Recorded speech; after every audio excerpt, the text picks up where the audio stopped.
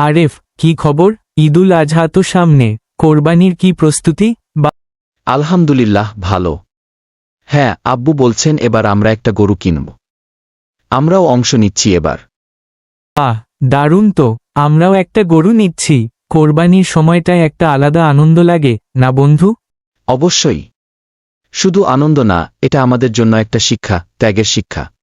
ঠিক বলেছিস। কোরবানি মানে শুধু পশু জবাই না, বরং আল্লাহর সন্তুষ্টির জন্য নিজের প্রিয় কিছু ত্যাগ করাও।